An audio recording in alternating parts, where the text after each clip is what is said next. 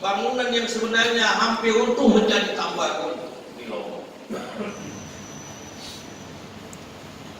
Tiba-tiba beberapa bulan kemudian, lebih kurang kalau kita hitung sebulan lebih sedikit, 28 September menjelang azan maghrib, gempa di Donggala, ya, Kabupaten Donggala, tetapi kerusakan yang dirasa berat di Palu. Di sana tidak hanya gempa, ada tsunami. Tsunami-nya beda dengan tsunami Aceh. Saya ulang tadi pernah saya jelaskan, tsunami Aceh gempa di laut, sehingga laut mereka, air laut ditarik, dikembalikan lagi. Di Palu tidak ada gempa di laut, gempanya di darat. Sehingga geseran gempa darat itulah yang menyebabkan likuifaksi. Saya jumpa dengan sahabat saya Dr. Jatmiko Setiawan, dulu sama-sama kuliah, dia ahli struktur geologi waktu di Jogja. Saya tanya, Mas, mengapa likuifaksi sedasar itu dan belum pernah ada di dunia likuifaksi sedasar itu? Gempa Aceh ada juga likuifaksi, untuk bangunan hilang lantai 1 itu likuifaksi, tapi likuifaksinya lokal. Tapi mengapa di Palu begitu dahsyat? Kata dia, likuifaksinya terjadi pada geseran patahan, pada zonanya. Sehingga di Balaroa itu Palu Barat, itu sekitar 50-an hektar tanah menjadi gugur, mobil tenggelam, rumah berjalan beriringan, bertabrakan, orang tenggelam, diputar seperti dalam blender. Itu di Balaroa. Di Petobo, Palu Selatan, 202 hektar. Di Kabupaten Sigi, di Desa Jono Oge, 102 hektar. Dahsyat sekali. Karena gempanya di darat. Lalu kenapa ada tsunami? Rupanya gempa ini sangat besar sehingga di dalam laut Selat Makassar itu ada palu, ada gunung, ada bukit, ada jurang. Itu runtuh dia. Runtuhan itulah yang menyebabkan air laut melimpas tsunami ya. Kalau gempa masih ditemukan jenazah. Tsunami selama belum dibawa ke laut masih ditemukan jenazahnya. Tapi kalau likuifaksi hilang bersama di dalam bumi. Batas tanah tidak bisa lagi. Kita bilang ini tanah, ini tanah tidak bisa lagi. Karena ini milik Allah semua. Hadirin yang dimuliakan oleh Allah, Palu akan ada lagi bencana setelah ini. Orang beriman selalu berdoa, jangan sampai Allah ada bencana, jangan sampai Allah ada bencana. Tapi para ahli kebumian yakin bahwa akan ada bencana lagi.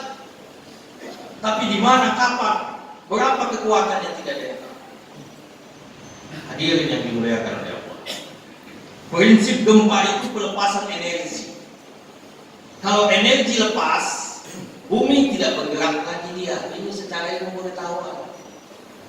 Nah, ketika energinya dilepas besar, bergoncanglah semua. Seperti mimbar ini, kalau saya dorong dengan sangat kuat, maka semua yang ada di atas ini jatuh dia. Tapi kalau ini saya dorong perlahan, tujuannya ke ujung sana. Saya dorong perlahan, 100 kali dorong baru dia sampai. Tidak ada sesuatu pun yang jatuh. Bumi stabil. Maka Allah berkuasa mengeluarkan energi bumi itu dengan perlahan. Tapi Allah berkuasa juga mengeluarkan energi bumi itu dengan dasar. Disinilah kita kembali kepada iman. Maka orang yang mengatakan bencana tidak ada hubungan dengan perilaku manusia itu tidak percaya Tuhan. Orang yang percaya Allah, dia yakin bahwa semua yang terjadi di alam ini tidak mungkin terjadi dengan sendiri. Maka karena itu jemaah yang dimuliakan oleh Allah, bencana dan perilaku manusia itu punya hubungan dan tidak bisa dipisah. Di dalam surah As-Surah ayat 30 Allah berfirman, "Wa ma asabakum min musibatin fabima kasabat aydikum." Apa-apa bencana yang menimpa kamu itu disebabkan oleh karena perbuatan tangan, oleh karena ulah. fasadu fil barri wal bahri bima kasabat dinas. Telah nampak kerusakan di darat dan di laut karena ulah manusia. Bencana itu kata para ahli ada 3, bencana klimatologi. Itulah hujan turun, banjir. Di mana-mana sekarang kita lihat banjir. Padahal hujan turun itu memberi rahmat, keberkahan. Tapi lalu kenapa terjadi banjir? Banjir ada 2, banjir limpasan. Air sungai meluap. Tapi banjir yang kedua, dasar banjir bandang namanya. Gelondongan kayu, batu turun dari gunung menerpa desa-desa dan kampung. Kenapa bisa terjadi seperti itu? Zaharal fasadu fil barri wal bahri bima kasabat aydinas. Karena ulah manusia. Kerakusan dan keserakahan manusia merusak gunung, hutan, sehingga dibuanglah di sungai-sungai itu semua. Lalu pada saatnya nanti debit hujan terus, air bertambah, bobol bendungan-bendungan sungai itu, dia akan menghantam apa yang ada di bawahnya seperti efek domino. Tiba-tiba masuk di kampung-kampung. Mungkin Bapak, Ibu masih teringat sekitar tahun 95-an, ada yang mungkin anggota DPR yang lama. Dulu ada anggota DPR sedang kunjungan kerja ke Aceh Selatan. Saya masih teringat dengan almarhum Kolonel Zulkifli, kolonel polisi ya. Beliau salah satu orang yang terseret air. Kemudian ada almarhum Pak Anwar Z. Beliau cerita ke saya, beliau tidak jadi berangkat waktu itu. Mungkin Pak Safar masih ingat.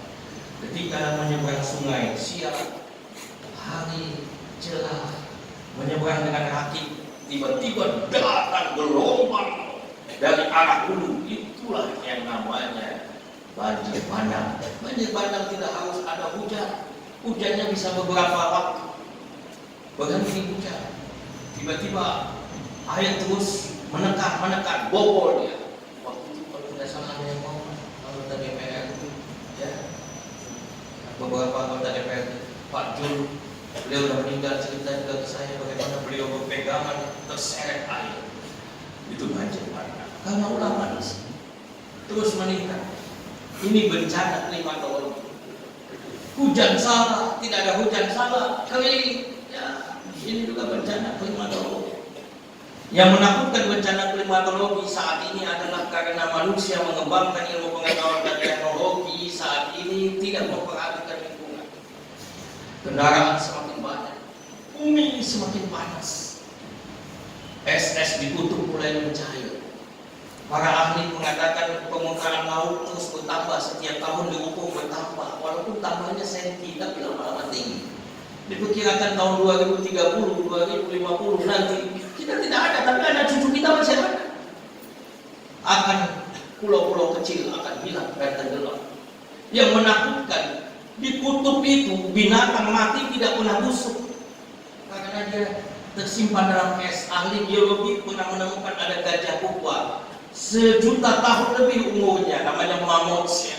Ditemukan masih lembek, dialah satu-satunya fosil. Karena syarat untuk fosil itu harus 1.000.000 tahun lebih. Dia satu-satunya fosil yang masih lembek. Nah, binatang-binatang di kutub itu jatuh dia ke laut karena es mencair. Apa yang terjadi? Dia membusuk. Dan ada jutaan nanti binatang yang membusuk di laut mulai di kutub utara selatan. Laut ini kan terhubung semua nih. Dan nanti penyebaran penyakit akan terjadi di seluruh dunia. Kalau manusia masih rakus dan serakah. Ini bencana klimatologi. Bencana kedua bencana biologi. Seperti cerita kita tadi. Bencana ketiga bencana ekstraterestrial. Ini belum terjadi saat ini. Jatuhnya benda langit ke bumi. Ada orang mengatakan mustahil. Tidak ada yang mustahil bagi Allah. Likuifaksi itu mustahil bagi para ilmuwan. Selain kata-kata mengerikan, tidak ada dalam teori bahwa akan terjadi likuifaksi hektaran ratusan hektar, itu tidak ada. Likuifaksi itu terjadi, tanah mencair menjadi bubur karena tanahnya tidak padat, ada air jenuh, lalu kena gempa, digoncang-goncang. Tapi tidak terbayang ada sampai ratusan hektar. Tsunami itu namanya su, itu pelabuhan, nami itu gelombang. Orang Jepang menyebutnya tsunami, gelombang yang menghantam pelabuhan. Pelabuhan itu hanya beberapa ratus meter dari laut, tapi yang terjadi di Aceh 8 kilometer air masuk ke darat, dan kemudian tsunami itu menghantam beberapa negara lain. Siapa yang katakan mustahil? Tidak ada yang mustahil bagi Allah. Kita berlindung kepada Allah. Hadirin yang dimuliakan oleh Allah, coba lihat surah Al-Infitar. Idza sama'un fatar, wa idzal kawakibun tathar, wa idzal biharu fujirat. Apabila langit terbelah.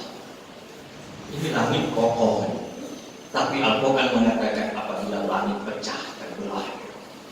Bintang-bintang berjatuhan, meteor komet berjatuhan, air laut meluap. Mungkin sebagian orang membaca ayat ini mengatakan apa hubungan antara bintang jatuh dan air laut meluap. Kami dari ilmu kebumian, ilmu geologi menemukan hubungan ini. Kalau sampai benda langit itu jatuh di laut, ada simulasi, katakanlah 30 km saja benda langit jatuh di laut. 30 km dibanding besarnya bumi kecil itu 30 km. Jatuh dia di laut, apa yang terjadi? Air laut meluap. Dan itu bukan lagi tsunami, mega tsunami. Karena kata para ahli tingginya bukan lagi puluhan meter, ratusan meter. Dia akan menerjang. Dan para ahli mengatakan bisa jadi sebagian air laut itu tidak hanya menghantam permukaan bumi karena dasarnya jatuh meteor tadi, dia akan menyusup ke dalam bumi. Dan kalau sudah air laut masuk ke dalam bumi, stabilitas magma di seluruh dunia akan terganggu. Gunung api itu punya jejeran. Coba lihat dari gunung api Pulau Weh. Silakan nanti buka peta, itu yang disebut dengan busur vulkanik, membentuk busur. Dari Pulau Weh bisa kita tarik lengkung dia, ketemu Selawak, ketemu Patsago, ketemu Bumi Telor, terus nanti ke Sumatera Utara, Sinabung, ketemu terus itu sampai Gunung Marapi dan seterusnya. Nanti naik dia lagi, ketemu di Jawa, kemudian naik ke Sumatera, membentuk busur. Bahkan gunung api di dunia akan meletus. Jadi kalau kita baca Al-Quran, Al-Quran itu adalah kitab yang sangat luar biasa. Kalau gunung api sudah meletus, apa yang terjadi? Yauma yakunun nasu kal farasil mabsus wa takunul jibalu kal ihnil manfus. Manusia berterbangan, bukan berlarian. Kalau sekarang bolehlah lari dari likuifaksi, lari dari banjir, lari dari gempa, lari dari tsunami. Tapi kata Allah, yauma yakunun nasu kal farasil mabsus. Manusia berterbangan seperti aneh-aneh. Dan itu akan terjadi. Terbangan. Karena kata para ahli, kalau benda itu jatuhnya di darat, maka gelombang permukaan bumi itu bukan hanya senti, tapi puluhan meter. Bayangkan, senti saja ada gunung-gunung. Kalau sudah bumi bergetar puluhan meter tingginya, apa saja yang dibangun oleh manusia, peradaban manusia akan habis. Yauma yakunun nasu kal farasil mabsus wa takunul jibalu kal ihnil manfus. Dan gunung-gunung hancur berhamburan seperti bulu. Masya Allah. Karena itu hadirin yang dimuliakan oleh Allah, marilah dengan apa yang saya sampaikan ini menjadi renungan kita. Dan saya nanti insya Allah selesai. Sabar sebentar. Saya ingin mengkerucut, ingin menyampaikan bahwa tsunami satu saat, bencana besar ini akan dilupakan kalau kita tidak mewariskannya kepada generasi selanjutnya. Kita semua akan meninggalkan dunia ini. Saya, Bapak, Ibu akan meninggal, saksi-saksi tsunami. Bagaimana dengan anak-anak kita? Kita tidak berharap akan terjadi lagi bencana, tapi kalau mereka kita wariskan tentang bencana ini, maka mereka akan bisa jauh lebih siaga. Karena kita juga tetap harus realistis hidup bersama bencana. Kita harus selalu siaga. Kita harus selalu siaga dengan bencana. Hadirin yang dimuliakan oleh Allah, saya ingin membacakan sebuah firman Allah surah Al-Fil. Apa hubungannya ini dengan semangat? Surah Al-Fil ini diturunkan oleh Allah kepada Nabi Muhammad. Usia Nabi sudah 40 tahun. Katakanlah 40 tahun menjadi rasul. Artinya apa? Ketika tentara Abraha datang, Nabi Muhammad tidak menyaksikan. Nabi Muhammad tidak menyaksikan. Karena Nabi baru lahir. Kapan Nabi tahu? Kapan Nabi tahu bahwa ada tentara bergajah? Bisa jadi dari cerita. Ya, tapi dalam riwayat tarikh kita tidak banyak mengetahui itu.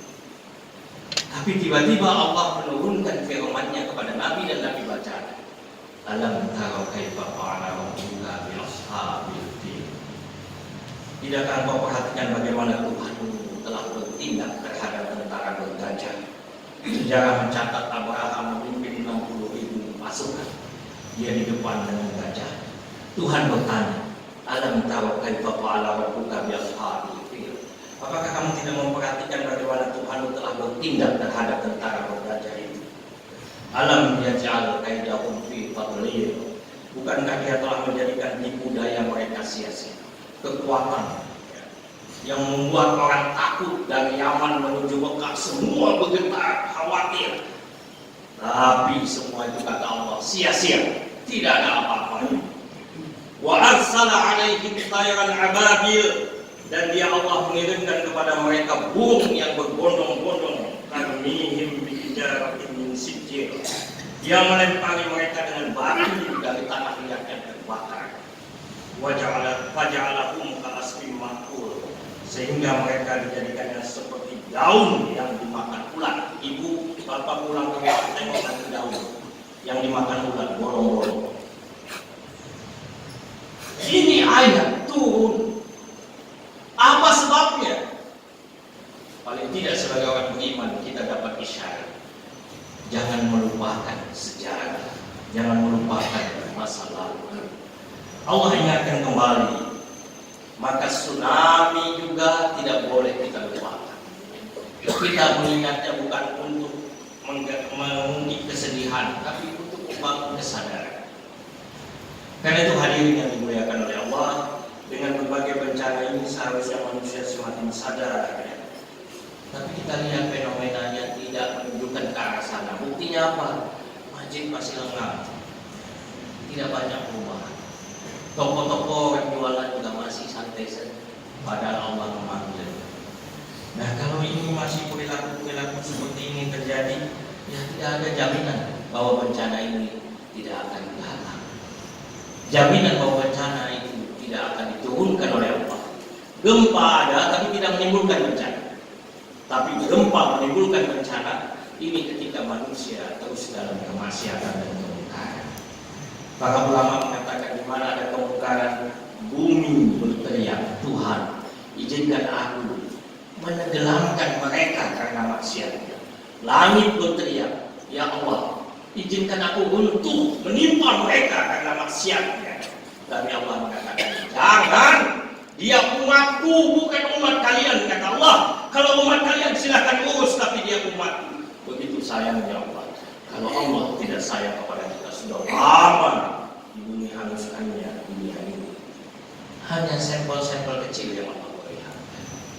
Karena itu hadirin yang dimuliakan Allah, mari kita ajak kawan, tetangga, teman, sahabat. Kalau kita punya toko, jangan kita saja yang sholat, yang jaga toko kita aja. Kalau kita punya usaha, anak buah, jangan kita saja yang sholat, kita ajak. Kalau kita seorang pimpinan, jangan kita saja sholat, kita ajak. Maka ini mengundang rahmat. Rahmat inilah yang akan mencegah datangnya bala dari bencana. Jamaah, di penghujung tausiah ini satu lagi PR dari Pak Jul yang harus saya selesaikan, yaitu berkait dengan makna pergantian tahun. Saya hanya ingin menyampaikan apa yang disampaikan oleh Nabi. Nabi ini memberi tamsil sangat indah, luar biasa tentang makna hidup. Apa kata Nabi mengatakan, kun fid dunya ka'annaka gharib aw abirun sabil. Jadilah engkau di dunia ini seakan-akan sebagai orang asing atau seorang musafir. indah sekali tamsil tadi. Jangan lupa bahwa kita akan berakhir. Dunia tetap kita raih. Waqtaghi bima ataqallahu darul akhirah wala tansa nasibaka minad dunya. Surah Qasas ayat 7. Raih kebahagiaan akhirat dengan karunia yang Aku berikan, tapi jangan lupa wala tansa nasibaka minad dunya. Jangan lupakan dunia. Silakan yang mau usaha bisnis silakan, tapi ingat bahwa kita semua akan kembali kepada Allah. Hadirin yang dimuliakan oleh Allah, karena itu menutup ceramah ini, saya ingin menyampaikan sebuah nasihat dari Syekh Al-Fudail bin Iyad rahimahullah. Beliau berkata kepada seseorang, jadi Syekh Al-Fudail ini berkata kepada seseorang, berapakah usiamu sekarang? Dia tanya, berapa usiamu sekarang? Orang itu menjawab, saya usianya 60 tahun. Ya, mungkin ada yang 50, 30, 40. Tapi dalam kisah ini, orang itu menjawab, usia saya 60 tahun. Lalu Al-Fudail mengatakan, kalau begitu, sejak 60 tahun silam, sesungguhnya engkau telah berjalan menuju Tuhan. Jadi 60 tahun sudah berjalan menuju Tuhan. Saya sudah 55 tahun berjalan menuju Tuhan. Bapak Ibu berapa tahun? Jadi sebenarnya umur ini menandakan perjalanan kita menuju Tuhan. Kata orang itu, saya sudah berjalan sejak 60 tahun silam. Kata Syekh Al-Fudail, berarti engkau sudah sejak 60 tahun silam engkau sudah berjalan kepada Tuhan, dan tidak lama lagi engkau akan tiba kepadanya. Tidak lama lagi, besok lusa, tapi yang jelas tidak lama lagi. Tidak mungkin 60 tahun lagi. Tidak banyak manusia lebih dari 100 tahun. Saya 55 tahun, belum tentu sampai 60 kan. Wallahu a'lam. Tapi yang jelas sebentar lagi engkau tiba kepada Tuhan. Lalu dia berkata, inna lillahi wa inna ilaihi raji'un. Kalimat ini disambut oleh Syekh Al-Fudail. Kata beliau, tahukah engkau apa makna kalimat inna lillahi wa inna ilaihi raji'un? Lalu orang itu hanya tertunduk. Dikatakan oleh Syekh Al-Fudail bahwa itu makna bahwa ia adalah hamba Allah, ia milik Allah, dan dia akan kembali kepadanya. Dan kalau seseorang sadar bahwa dia akan kembali kepada Allah, dia akan ditanya, akan dihisab.